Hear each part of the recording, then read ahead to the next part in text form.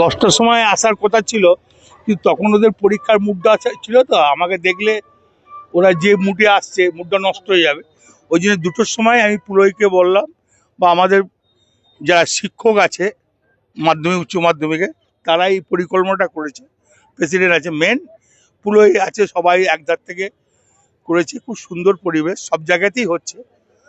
একটা জীবনে প্রথম বড় পরীক্ষা, 100 বার পড়ে আজকে মাধ্যমিক পরীক্ষা, একটা করে গাছ দিলাম, কলম পেন দিলাম, আরো কিছু দিয়ে চকলেট, তারপর তোমার ফাইল সবই দেওয়া হলো। পরীক্ষা কেন্দ্রে এই যে থিমটাকে তুলে ধরা হয়েছে, নারী এটা থিম নয়, এটা একটা আনন্দ, ভালোবাসা।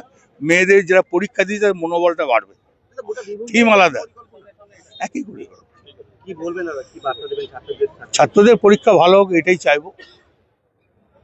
দাদা, গতকালই কেন্দ্রীয় বাজেট পেশ হয়েছে, বাজেট নিয়ে কি বলবেন?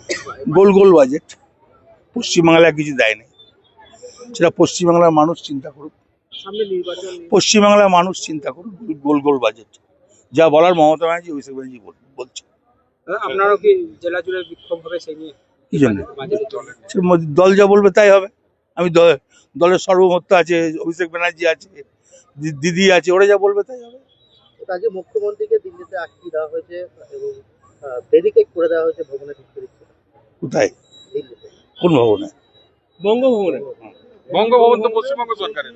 বঙ্গভবন তো পশ্চিমবঙ্গ সরকারের। দিল্লি পুলিশ প্রচুর ব্যারিকেড করে তো বঙ্গভবন তো পশ্চিমবাংলা সরকারের। বঙ্গভবন ঢুকতে দেয় না। এসআইআর মানুষ যারা এখানে ছিল, দিল্লি পুলিশ সেখানে গিয়ে ঢুকে তল্লাশি চালাচ্ছে, এর অভিযোগ এসেছে। আন্দোলন করে বড় ওর নাম তো মমতা ব্যানার্জি, আন্দোলন করে সিপিএম তাড়িয়েছে। তো এসআরে যদি কোনো লোকজন ওখানে যারা গিয়েছে, মমতা ব্যানার্জি নিয়ে গেছে, মমতা ব্যানার্জি কি করে আন্দোলন করতে হয় জানে। ঠিক আছে।